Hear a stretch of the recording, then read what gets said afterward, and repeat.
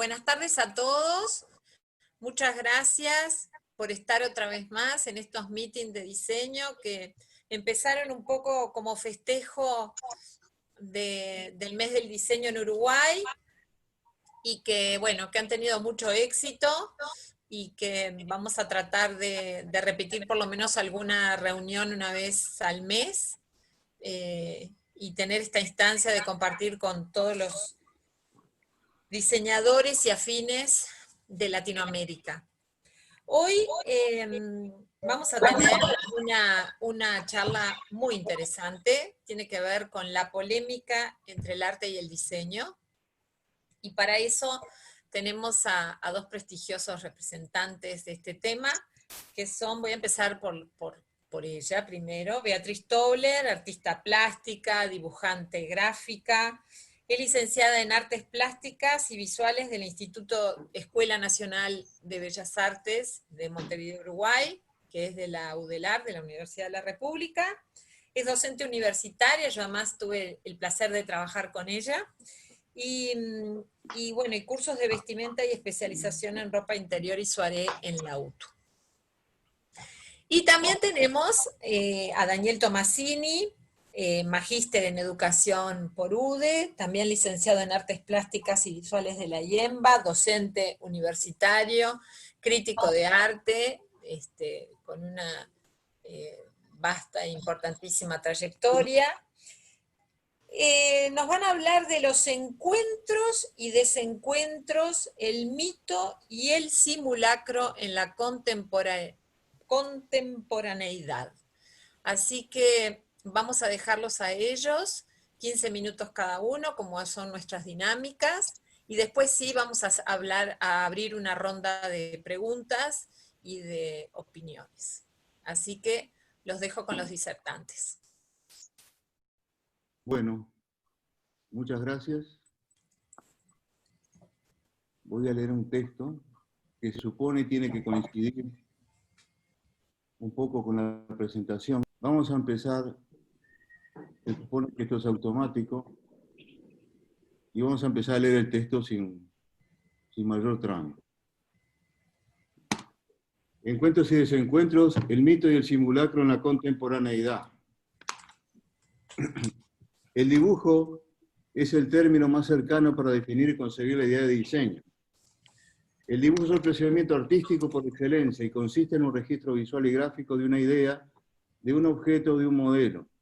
Su medio de expresión es la línea, que puede ser realizada a partir de muchos tipos de instrumentos, hoy muchos electrónicos, inclusive el pincel. En este caso nos encontramos en la dimensión de la pintura. La línea es un signo, es análogo a los signos fónicos, que tiene una traducción material en la escritura, tiene por lo tanto carácter estructural, en tanto nos encontramos en las dimensiones del lenguaje y por lo tanto necesariamente es comunicativa y expresiva. La categoría de artista se define socialmente en el renacimiento de la concepción de una profesión que intenta ingresar en las artes liberales. Los griegos clásicos calificaban de tecnea las obras plásticas, mientras reservaban el término arte para los actos de la retórica y también para algunas artesanías en el sentido de alcanzar la excelencia en su ejecución. La tecnea o la técnica hacía referencia a las habilidades manuales de dominar la materia.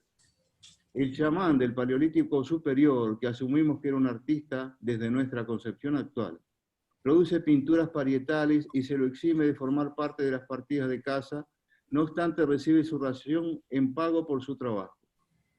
¿Para quién trabaja? Obviamente para el bienestar de la tribu, por lo tanto tiene una función social.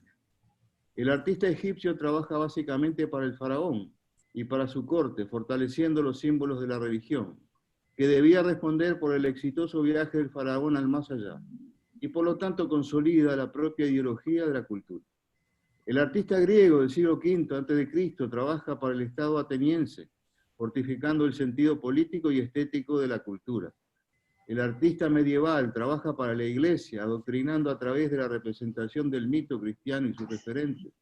Los artistas de la América precolombina trabajan para su colectividad, realizando pinturas religiosas donde el rito y el mito se confunden en una unidad plástica. Como ustedes verán, estamos haciendo referencia a lo que hoy en día puede considerarse en el mundo del diseño y del arte al cliente.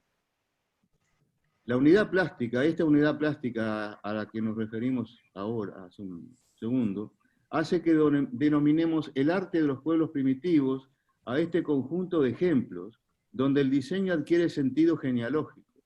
Además de esto, también habría que considerar ejemplos de mobiliario, joyería, armas, escudos, vajillas, construcciones, que también responden a la ideología artística de la cultura, la cual traslada su paradigma, que hoy llamamos estético, a estos objetos. La dimensión estética es una dimensión inmaterial, que se percibe a partir de los signos visuales, desde la propia articulación, relacionamiento o distribución del enunciado visual. Constituye, por así decirlo, una especie de valor agregado, con lo cual la obra ingresa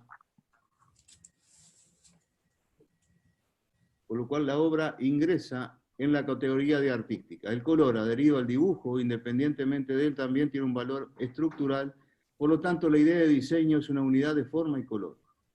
La forma estética forma parte de una estructura lingüística que se verifica por medio de la metáfora, en tanto es la metáfora la que comunica el verdadero contenido de la obra. Los signos que proporciona el diseño se organizan en una dirección sintáctica.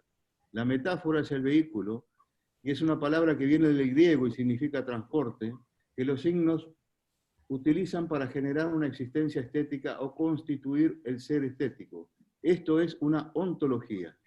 La metáfora coloca al observador en un juego de traslaciones de propiedades desde lo real a lo imaginario, donde lo real, desde un escenario ad hoc, sirve de base conceptual al contenido expresado en los signos, y al mismo tiempo adquiere a través de la imaginación nuevos significados.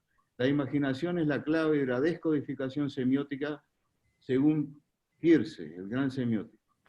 Este juego de interacciones es posible cuando el creador se coloca en el eje de lo que se llama el problema de la forma, donde a partir de posibles configuraciones formales de un espectro muy amplio y de sus interacciones hacia el interior y hacia el exterior del plano pictórico, escultórico o arquitectónico, se produce la creación del ser estético que se descodifica a través de la metáfora desde el aspecto lingüístico y se percibe como experiencia sensible. Complejo también y posiblemente indefinible al día de hoy, el concepto de arte ha sido interpretado de muchas maneras en la sociedad y en las culturas, y ha ingresado en las estructuras cognitivas desde muchos lugares. Si el arte no hubiera tenido en primer lugar una función social y no solo estética, la historia no recogería ejemplos como los citados anteriormente. La idea en la presentación, ¿verdad? La idea de especialización que viene de la primaria división de trabajo desde la Revolución Industrial ha insistido en dividir las categorías profesionales por motivos tanto políticos como económicos. Por lo tanto, el arte debía separarse no solo del concepto de diseño, sino de la misma actividad vital, descomponiendo la integralidad del ser humano. Esta pérdida de relación con lo real y lo cotidiano la intentaron recomponer artistas modernos como el grupo de Steve, y fue el propósito de Walter Gropius al fundar una escuela de diseño inseparable del arte bajo una comunión espiritual inspirada en los constructores de las catedrales medievales. Todas las teorías del arte, desde los tiempos de Ruskin y Morris, pasando por Loos y Sullivan, por el Deutsche Werkbund y la Bauhaus, por el modernismo en general, verifica que los conceptos de arte y diseño son inseparables y prácticamente sinónimos. La gran ruptura epistemológica se produce por una particular estrategia que hace irrumpir un objeto de diseño desde su extrapolación contextual en un concurso de arte. Esta ruptura determina un cambio, no solo de rumbo, sino en la propia naturaleza del arte, y ha generado un nuevo objeto de conocimiento, una nueva ontología y una nueva dimensión estética. Es interesante notar que cuando Marcel Duchamp coloca el urinario al revés en la mesa de un concurso de arte, solo está ensayando un juego, o una broma como le confiesa Pierre Bourdieu, el gran sociólogo. Pero este juego tiene profundas raíces psicológicas, en tanto Duchamp, por una serie de frustraciones en el campo de la pintura, había decidido trabajar en contra del valor agregado y que refiere al contenido estético que desde tiempos inmemoriales es un sinónimo de belleza, o de la belleza. Este artista pretendía que sus obras fueran artísticas, El prefijo indica la negación y es diferente de la postura antiarte como las que sostenían los dadaístas de 1916 con herramientas artísticas. Voy a poner de nuevo la presentación así no se aburren tanto.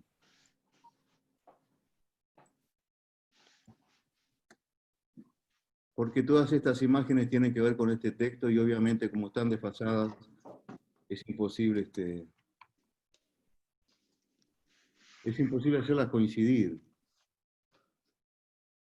En su afán de crear una nueva epistemología a partir de la negación del uso de los objetos de diseño para colocarlos en un plano artístico, pero utilizando medios artísticos con la intención de volverlos artísticos, parece un juego de palabras, pero es una paradoja.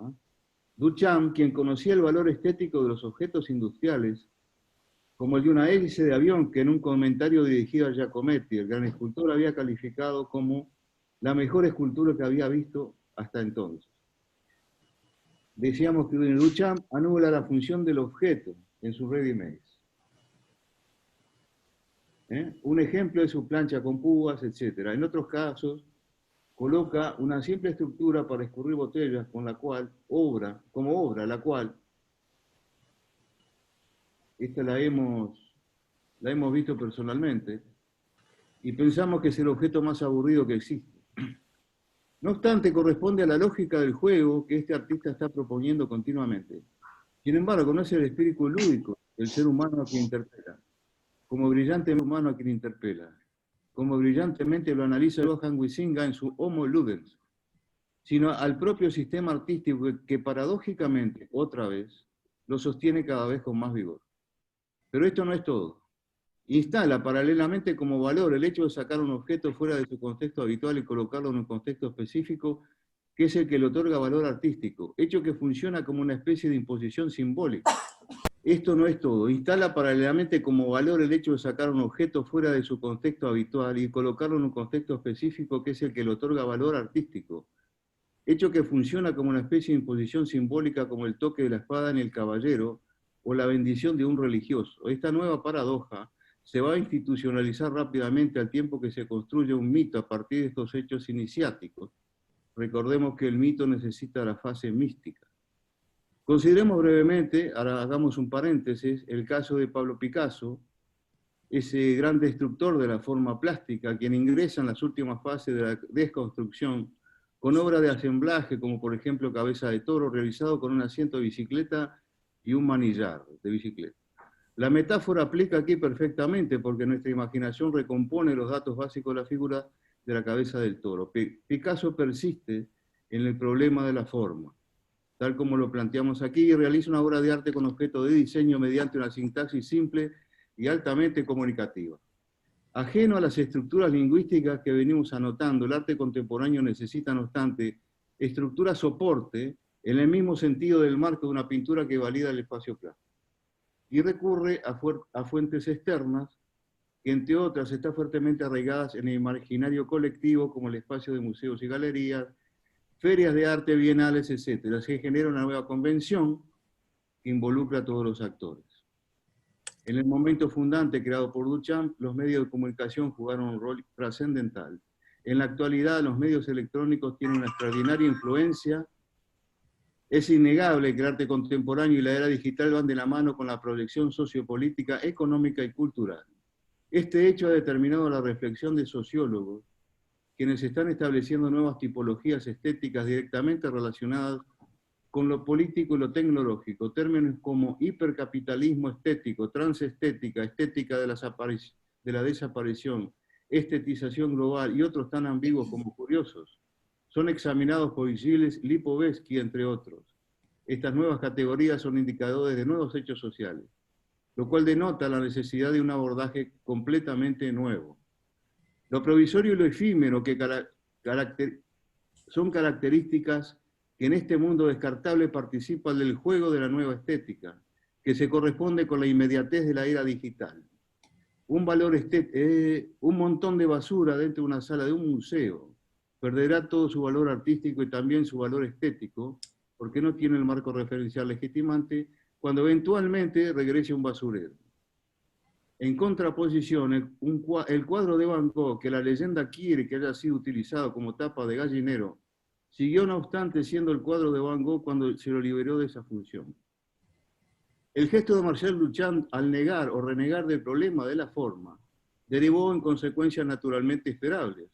No solo dio origen a todo tipo de propuestas oportunistas, desde lo agradable a lo agresivo, de lo insípido hasta lo vulgar, desde lo ridículo a lo extravagante, sino que ha tenido una directa relación con el gusto. Hoy se nos pide toda nuestra atención, yo pregunto, ¿estética? Sobre una lata de excremento, botellas llenas de orina, tiburones de 3 metros con formol, montones de tierra sobre el parqué de una sala de museo, cuadros célebres a los que se les quitó el marco y se colgaron tocando el techo del salón, perros atados que se mueren de hambre en una galería de arte. Nota, esta performance fue justificada por el artista nicaragüense que un perro Rottweiler le había matado a un amigo, por esta razón se abrogó el derecho a torturar a un perro de la calle. Ante la indignación popular, su nominación a la Bienal fue suspendida. Con respecto a los valores que deberían ostentar estas novedosas obras de arte, no nos debemos preocupar ni tampoco ir a buscar algo que no existe. Los nuevos valores que se han construido parten de la lógica de la paradoja, lógica que tautológicamente vuelve sobre el principio de la afirmación-negación simultánea. El extrañamiento, la sorpresa, el impacto, la provocación gratuita, lo anodino, lo banal, lo monumental, consolidan la antimetáfora desde la presentación de una serie de objetos de ambigua condición semántica, símbolos vacíos y a la vez símbolos del vacío que transmiten, y acá decimos que tal vez aquí reside algún logro, una soledad insondable fruto de la pérdida de la relación humana. La transgresión, ¿a qué? Se hace consuetudinaria y se transforma en pseudo-transgresión, porque no hay nada que transgredir, todo parece como sí, y en realidad nos encontramos ante un enorme simulacro en el sentido de Baudrillard, que tiene el trabajo Cultura y Simulacro muy interesante, donde una gigantesca antiforma sostenida por sesudos discursos filosóficos toma proporciones exorbitantes. El simulacro conduce al mito y el mito tiene gran poder sobre las representaciones sociales. Vemos cómo Tapia sucumbe a esta influencia cuando coloca camas de hospital colgadas en la pared, luego de haber tenido una relevancia extraordinaria en su tratamiento sensible con la materia. Afirmando nuestra hipótesis que sostiene que en tanto el diseñador-creador se coloca en el problema de la forma estética, en su desarrollo, en su construcción, en su concreción física, en su función, en su proyección artística como innovación, sostenemos que es necesario posicionarse como artistas diseñadores antes que nada facultando a la técnica, como mediador eficaz entre la idea y la forma. El arte y el diseño que se preocupan del problema de la forma continúan la senda de los principios estéticos creativos y funcionales, en el mejor sentido de la palabra. Por este motivo no veo ningún motivo, disculpen la reiteración, para no considerar a los diseñadores profesionales como auténticos artistas. Bueno, hasta acá la exposición. Muchísimas gracias, Daniel. Y ahora le damos paso a Beatriz, ¿sí? Bueno, yo quería saludarlos a todos y darles las gracias por estar acá acompañándonos, y veo muchas caras conocidas, muchas gracias, de verdad.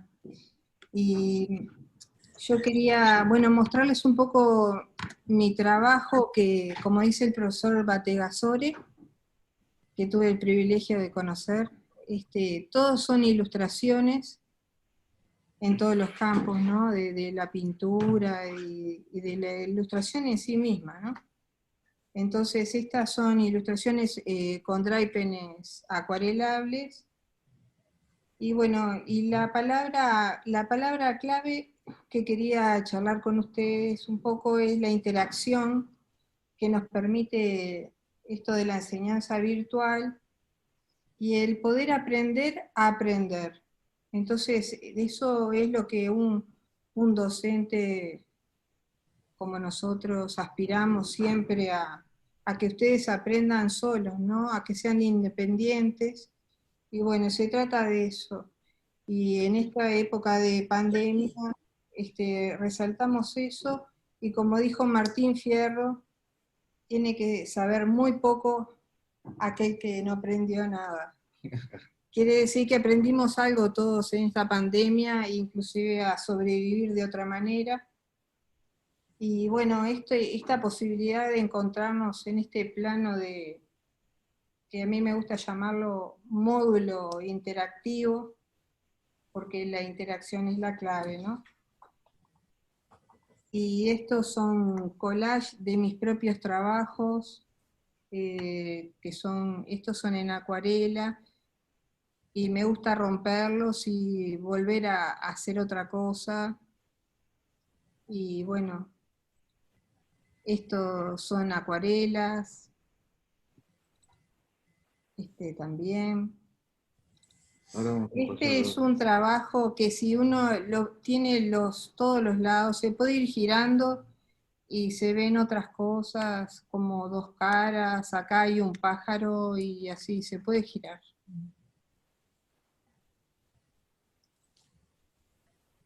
pasamos los retratos. Sí.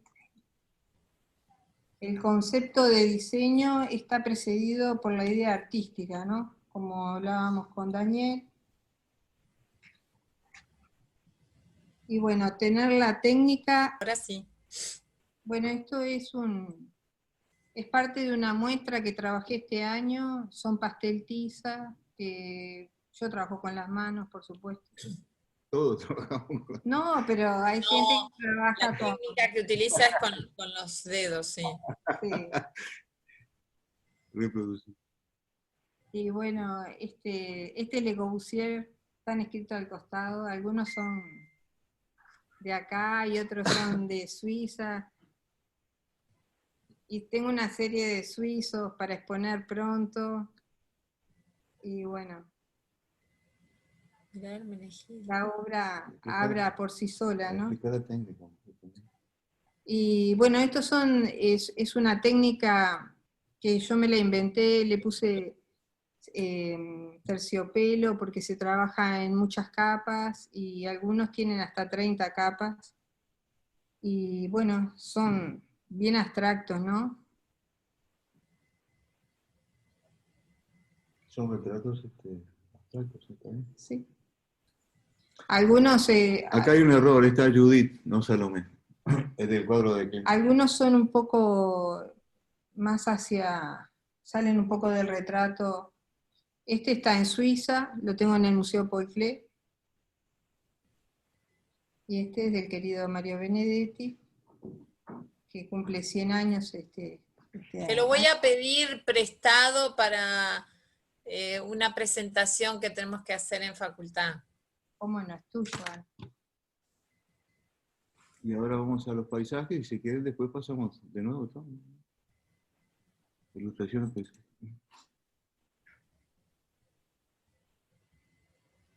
Este es mi preferido, es una acuarela, no, lo anterior, Ah, lo lo que pasaste pasa es que rápido. está en la presentación. Ah, bueno. Ahora tenemos que volver a ver.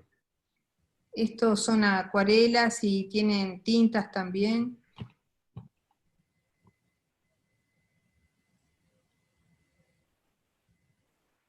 La paleta, como ven, es alta, trabajo con pocos colores y eso equivale a muchos colores, ¿no? A veces es peligroso trabajar con gran cantidad de colores porque se vuelve todo medio grisáceo. Entonces una de las particularidades de mi obra es eso, ¿no? Yo quiero decir que estas rayas que aparecieron son totalmente involuntarias. Y debe ser producto de mi torpeza en el manejo de estas cosas.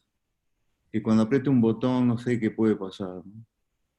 Así que hagan abstracción de esta. En algunos casos funciona, ¿no? Sí, quedan bien, quedan bien. El azar funciona bien.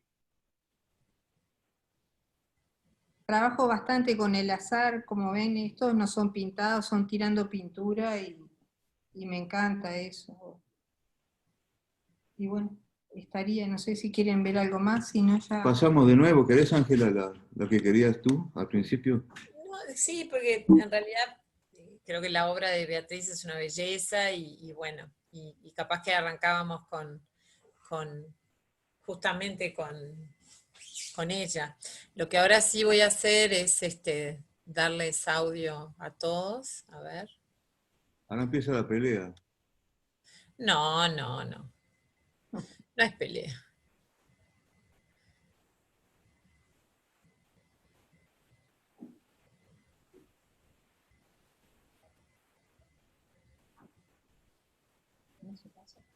Sí, ahora se pasa en...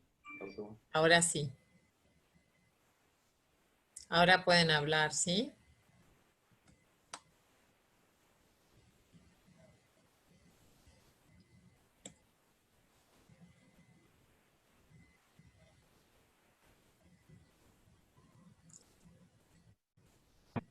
María Eugenia, ¿podés hacer la prueba? ¿Podés hablar, verdad? Les puse como para que ustedes hablen.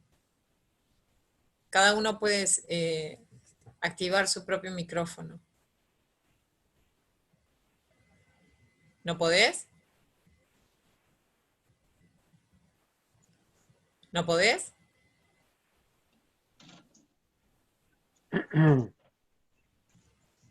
Yo puedo, soy Andrés, ¿me escuchan? Sí, sí, pero vos porque... No, no, lo que pasa es que lo silenciamos y ahora la idea es que puedan hablar. Solicitar que todos reactiven el audio, a ver. Ahora sí. ¿Está? Ahora sí. Ahora sí, sí.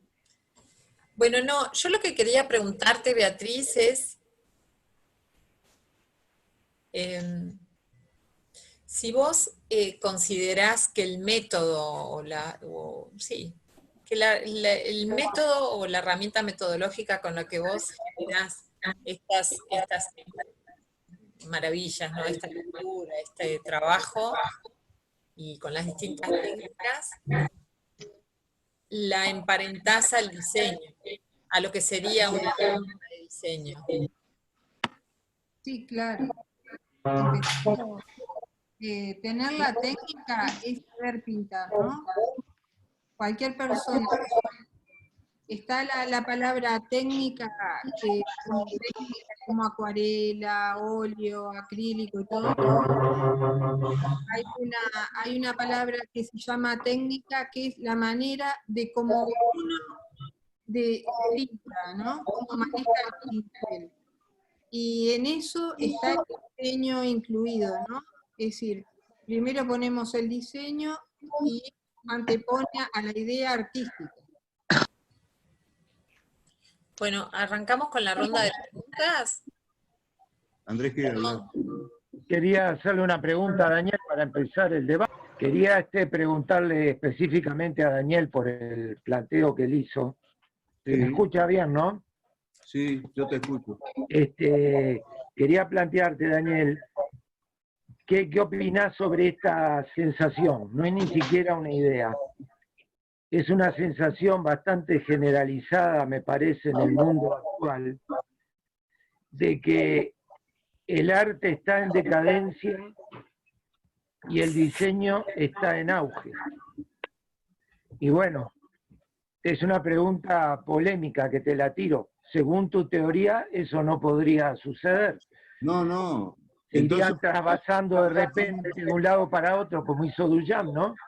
Y no habría variaciones. mirá, Andrés, a mí me gustaría colocar este texto de tal manera que se lea, que se interprete bien. Yo justamente estoy diciendo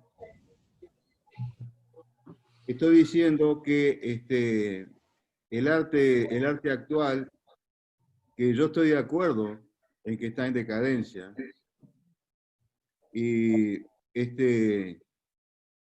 ha renegado del problema de la forma. Ha renegado del problema de la forma.